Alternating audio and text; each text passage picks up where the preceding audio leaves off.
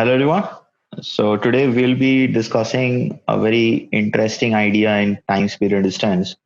This is typically the type of problems in which there are two people who are traveling in between two fixed points. They're making to and fro motion.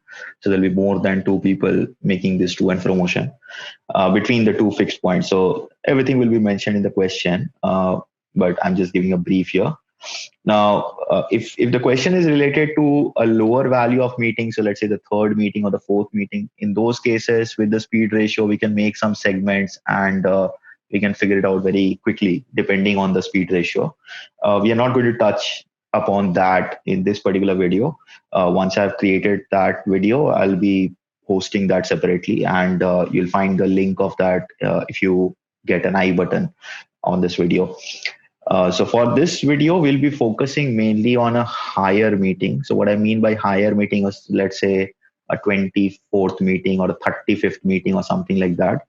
Don't be scared by those numbers. It's a very easy question because after all, whatever type of question you get in time period distance is basically an application of ratio. So if you understand ratios properly, you can apply that same thing properly. So without further delay, let's get into the question. I'll get an example question. This particular question was asked by one of the CAT aspirants in our Telegram channel. I'll share the link of the Telegram channel in the description. You can click on that if you want, if you're interested to join. And let's get the question now. Yeah. So this was the question. The main idea has to be understood. So let's go through it together. So we have two people, A and B, starting from the points P and Q respectively at the same time. The distance between P and Q has been given, and also the speeds of A and B has been mentioned. Now, this next sentence after the speed from this point, so as soon as anyone reaches one of the endpoints, they reverse the direction and keep traveling with their uniform speeds.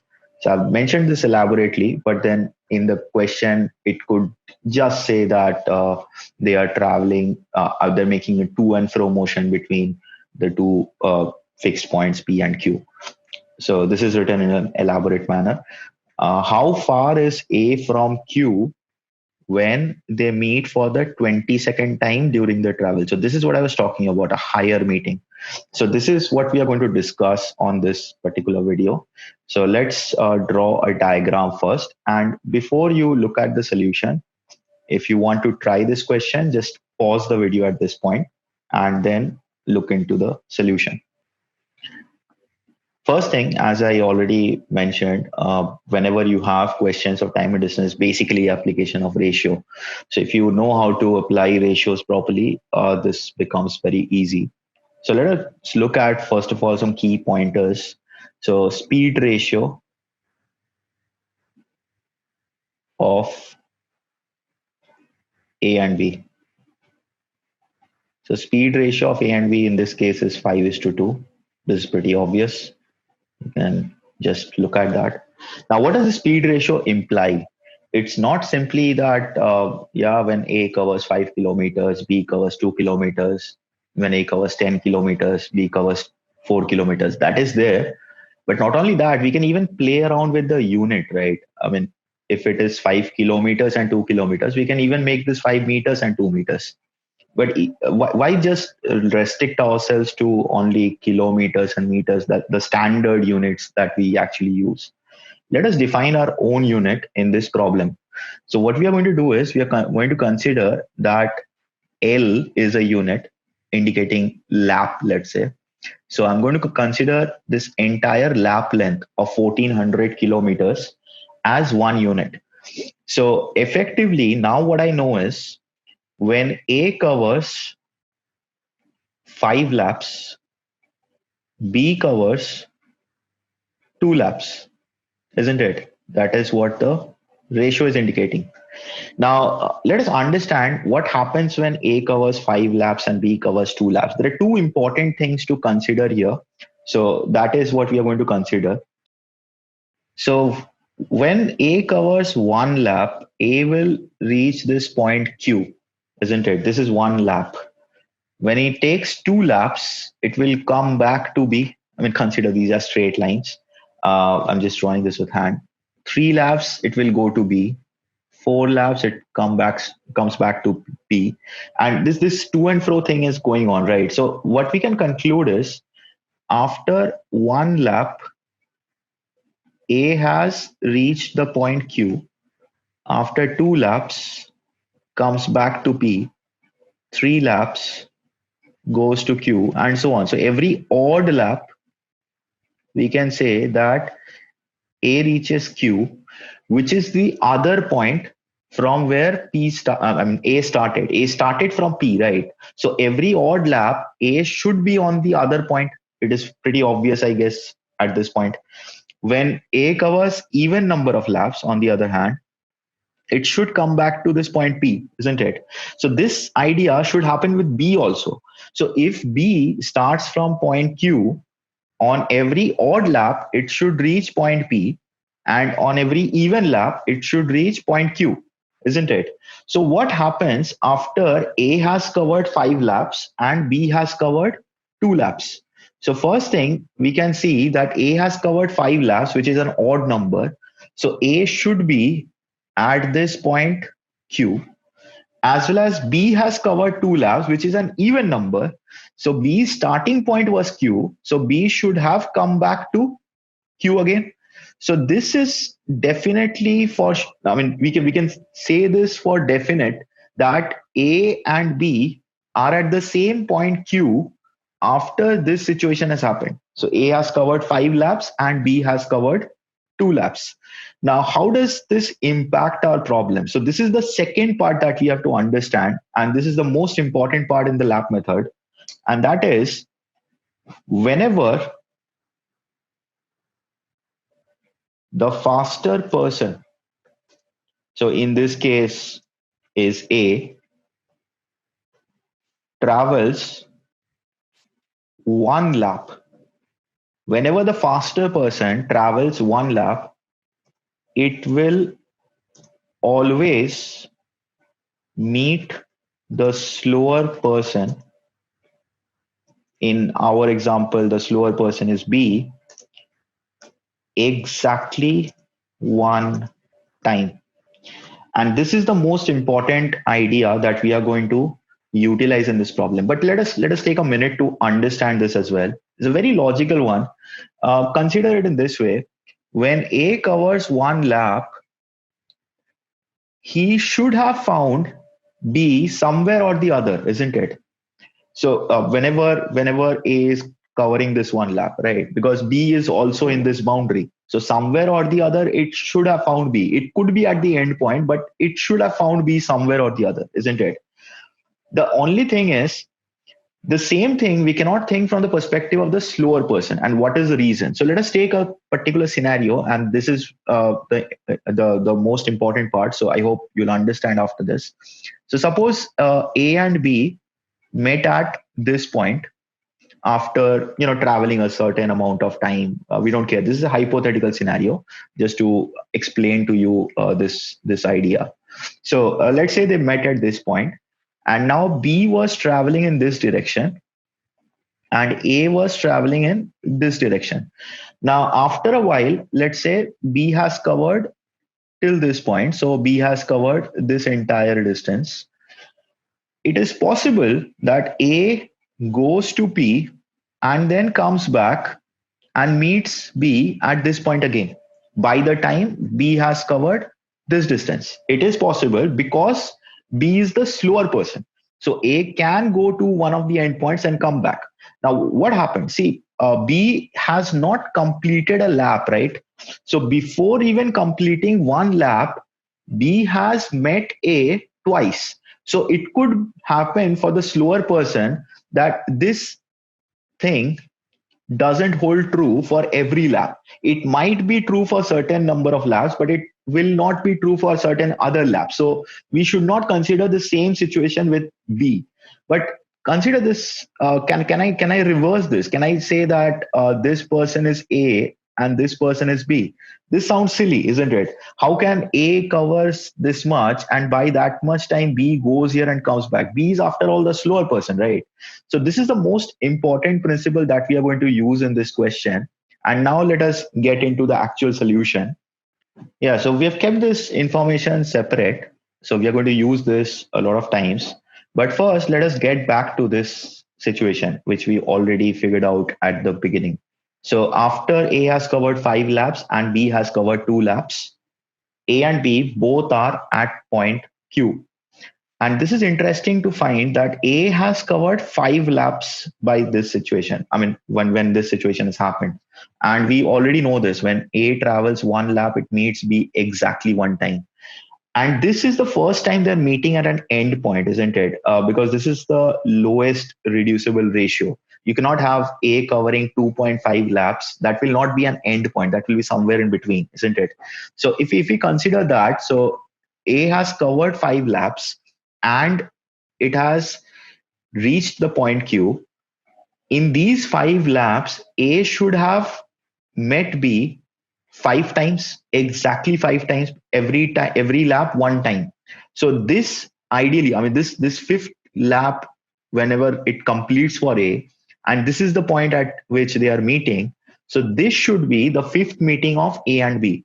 So now we come to one conclusion, that they meet at point Q at the fifth time. So let me keep a note of that. So fifth time they meet at this point Q.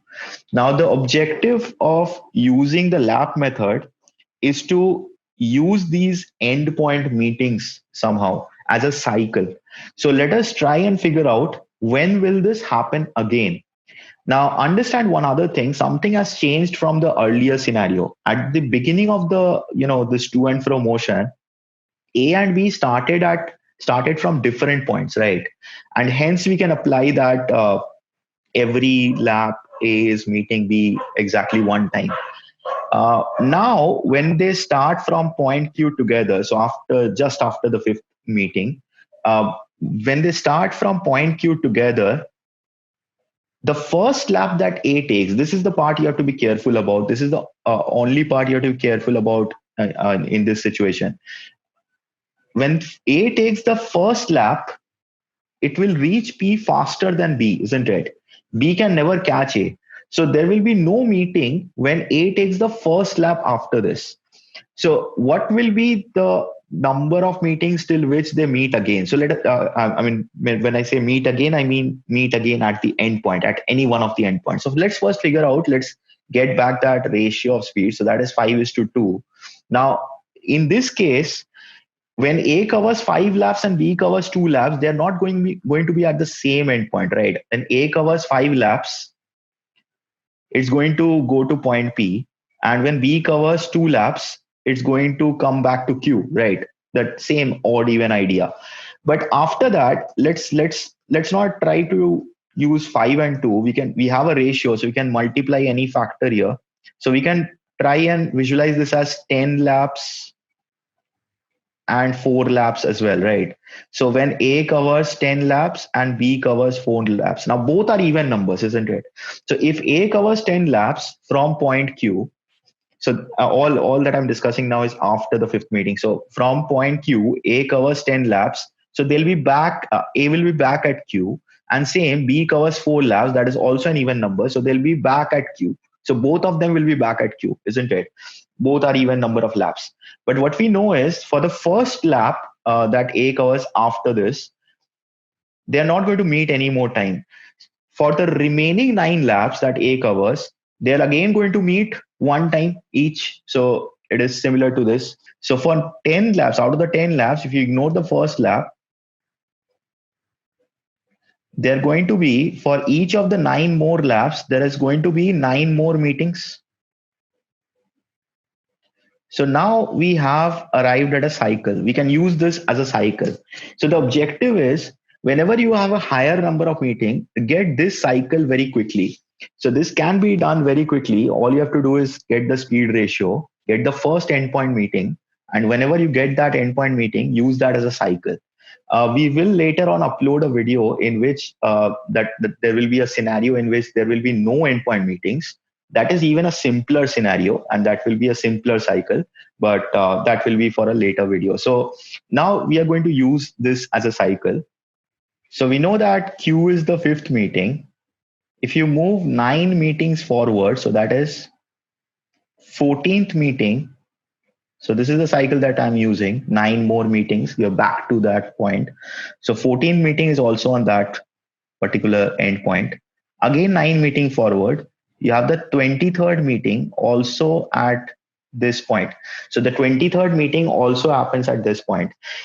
I always tend to do this. I just don't think in this way that we are looking for 20 seconds. So I'll just go till the point we have just below 22. It's not always efficient.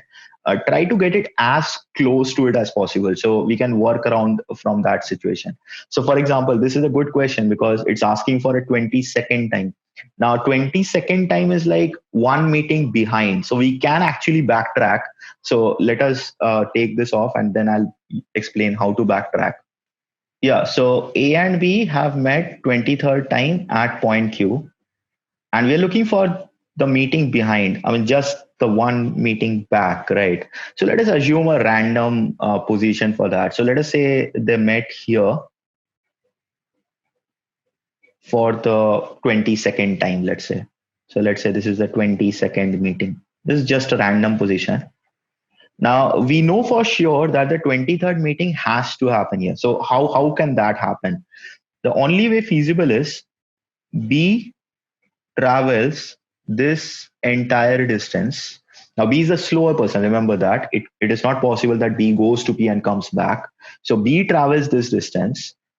A by that time goes to P and travel back to this point Q, right? So this situation is the only scenario in which it is possible that after this 22nd meeting, then the 23rd meeting is happening at that point Q, and logic tells us that the 23rd meeting has to happen at point Q. So now all we have to do is figure out what point is this. So now we can use the speeds that we had, or more effectively the speed ratio, that is 50 kilometer per 20 kilometers. So that is 5:2. So now I hope you can see this, that A has covered this entire distance. That should correspond to 5 parts, and B has covered this distance, so that should correspond to 2 parts. The reason being, both have traveled these distances in the same amount of time.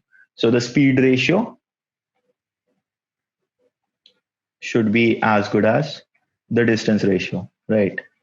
I hope all of you are good with the basics here. So the distance ratio should be also 5:2.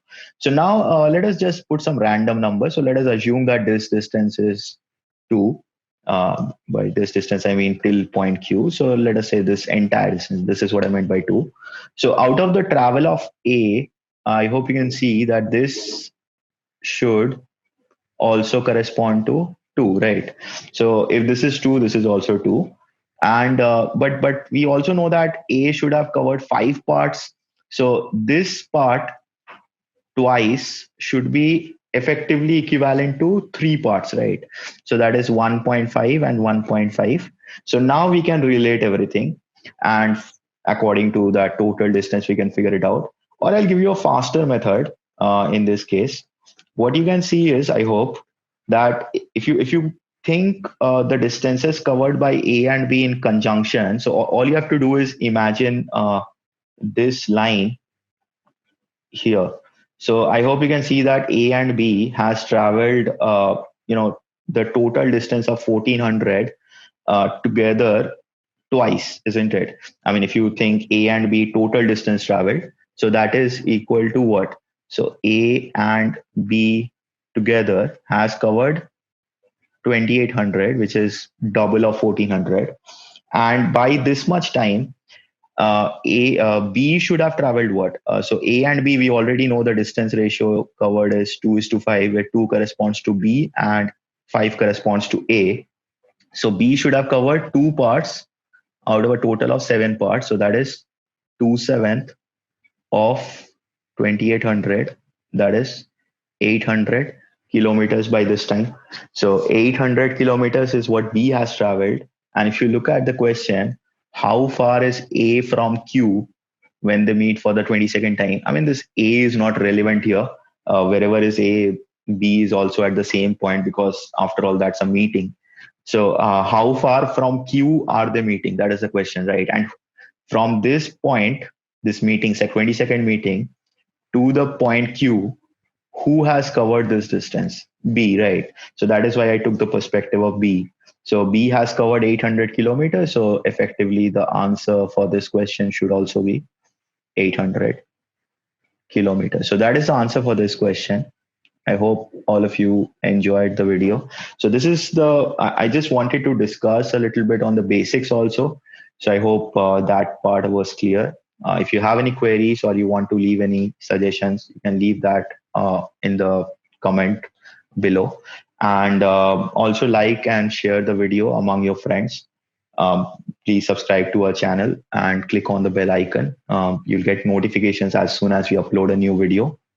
If you are interested in understanding each of these concepts, because this concept that I discussed, it's just one small part of our class on to and fro motion. So we have a specific class or specific set of classes or lessons dedicated to and fro motion. So there we discuss a lot of variations, right from the basics to all different types that you can build upon.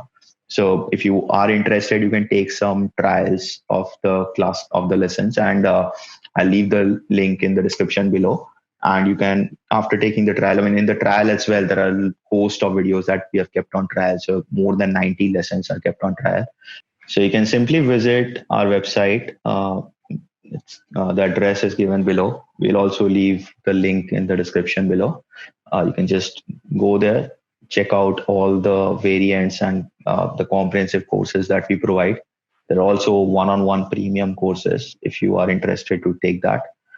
And I hope that all of you are staying safe and staying healthy. Don't worry, we will be helping you as much as we can through these kind of videos in this period.